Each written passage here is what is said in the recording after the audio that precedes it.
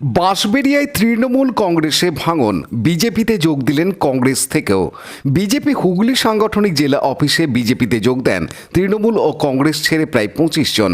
তাদের মধ্যে রয়েছেন বাবলু হরি, যিনি গত পুরসভা নির্বাচনে বাঁশবেড়িয়া 2 নম্বর ওয়ার্ড থেকে কংগ্রেসের হয়ে প্রতিদ্বন্দ্বিতা করেছিলেন।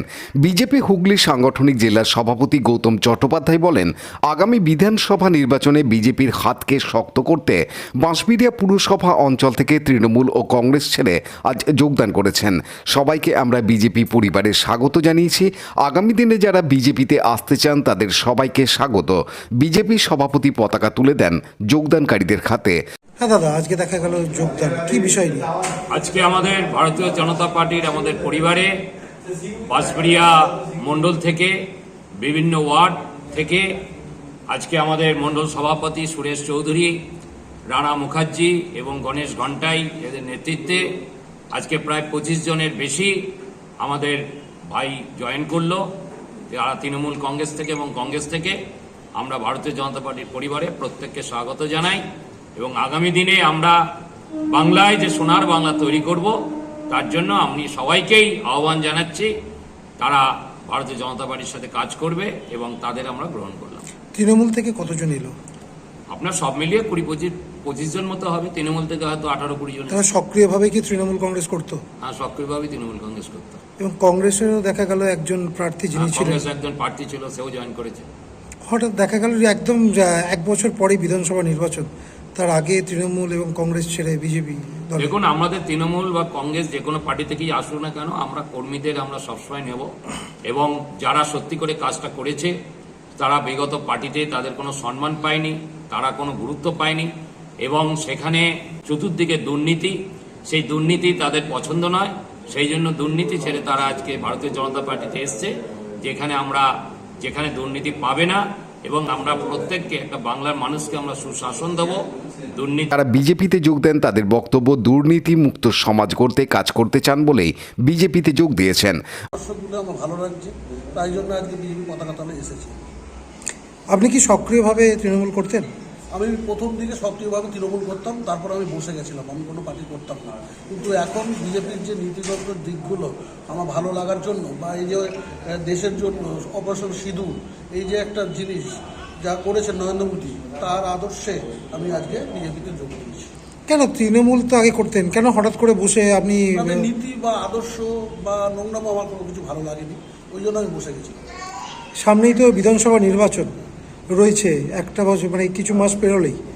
কিভাবে দেখছেন, কতটা শক্তিশালী হবে বিজেপি আপনারা যোগদান করাতে? আমার মনে হয় এইবার 2026-এ এরা তো তৃণমূল কেউ নয়। একটা ছেলে দেখলাম 2 নম্বর ওয়ার্ডে ক্যান্ডিডেট হয়েছিল, সে হচ্ছে কংগ্রেসের মাল ছিল। হ্যাঁ, আর যারা এরা সব গিমিক এগুলো বিজেপিতেই ছিল, বিজেপিতে এসছে। আমি যদি তৃণমূলের থেকে তৃণমূলে জয়েন করি, মানে এটা কি অন্য পার্টির থেকে মানে আসা হলো? এসব গিমিক, এসব করে লাভ হবে না। আমার বাঁশবেড়িয়ার সপ্তগ্রামের আমাদের তৃণমূল কংগ্রেস শক্ত ঘাঁটি, হ্যাঁ, এবং শক্তিশালী তৃণমূল কংগ্রেস। কেউ যাবে না। কেন যাবে? বিজেপির কি আছে? বিজেপি কিছু আছে পশ্চিমবাংলায়? এসব নাটক হচ্ছে, আর কিছু না। আমিও তো বলতে পারি কালকে বিজেপির অনেকে রয়েছে, রানা মুখার্জির নাম নিয়ে তো প্রথম থেকেই আগে তৃণমূল করতো, পরে আজকে প্রায় 3 বছর আগে জয়েন করেছে বিজেপি। আর এইসব ফেস যাদের দেখছি, এরা এলাকায় কি করে, টোটো চালায়, এছাড়া তৃণমূল করে না, ফালতু। বিজেপি এদের কোনো গুরুত্বই নেই আমাদের কাছে। কি ভাঙন ধরবে না বলছেন? কিসের ভাঙন? বিজেপিতে ভাঙন অলরেডি ধরে গেছে, আরো ধরবে। বিজেপি সভাপতি এদেরকে দলীয় পতাকা হাতে দিয়েই বলছে যে সুন্দর বাংলা দিয়ে সোনার বাংলা, সোনার বাংলা। আমি একটা কথা বলি, বিজেপির তো এখন এমন অবস্থা, যাদের পতাকা নিয়ে ঘোরার লোক নেই, এসব নাটক ফাটক করে লাভ হয় না। কোন লোক, আমাদের কোন লোক তৃণমূলে ছিল না, এরা সব বিজেপিতেই জয়েন করেছে। এবার বুঝে নিন যে কি করেছে এরা। পরিষ্কার যে বিজেপির থেকে বিজেপিতে গেছে। আমাদের তৃণমূলের এরা কেউ না, আমি খুব দায়িত্ব নিয়ে বলছি। তাহলে কি লোকরা মিসগাইড করছে, পাবলিককে মিসগাইড করছে। আর এসব নাটক করে দল হয় না, মানুষের কাজ করতে হয়। আমি বিধায়ক হিসাবে, জেলার নেতা হিসেবে সকাল থেকে রাত্রি 11টা লোকের কাজ করি। এখন কটা বাজে? মানে অফিসে দেখছেন ভিড়, এসব হয় না, মানুষ কাজের লোকের কাছে যায়। আর এসব অকাজের লোকরা কি বললো বিজেপি, দাদা দেখা গেল যে আজকে বিজেপিতে যোগদান, কেন এরকম?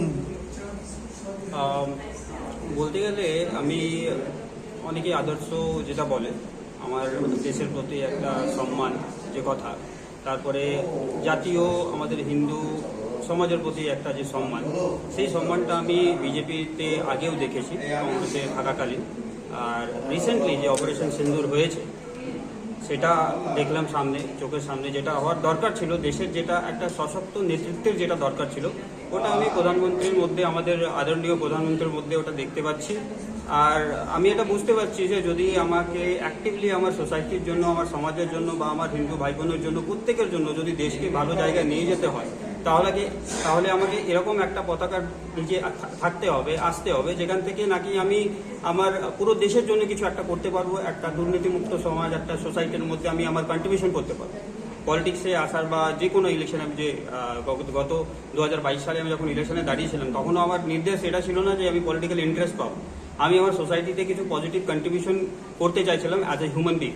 তো আমার মনে হচ্ছে আজকে এখানে এই তলায় এই আমাদের বিজেপির সাথে যদি আমি যুক্ত হই, আমি আমার কন্ট্রিবিউশনটা করতে পারবো। That is the only reason that I. বিগত দিনে আপনি কি পার্টিতে দাঁড়িয়েছিলেন? আমি কংগ্রেসে ছিলাম 2022 সালে পৌর ইলেকশনে 2 নম্বর ওয়ার্ড থেকে কংগ্রেসের প্রার্থী হয়ে আমি দাঁড়িয়েছিলাম। কংগ্রেস ছেড়ে বিজেপিতে যোগদান, একদম সামনেই বিধানসভা নির্বাচন, কিভাবে দেখছেন বিষয়গুলো? দেখুন, আমার সেরকম কোনো মানে পার্সোনাল কোনো ইয়ে নেই কি আমি এখানে এসে অনেক কিছু চেক করে নেবো, ইয়ে করে নেবো। আমি যেটা আপনাকে শুরুতেই বললাম যে আমার একটা পাবলিকের প্রতি, আমার সোসাইটির প্রতি একটা পজিটিভ কন্ট্রিবিউশন দেওয়ার একটা উদ্দেশ্য আছে। পানু পালের report, Hooghly TV. Like, share, subscribe করুন হুগলি টিভি। খবর এখন বুক পকেট।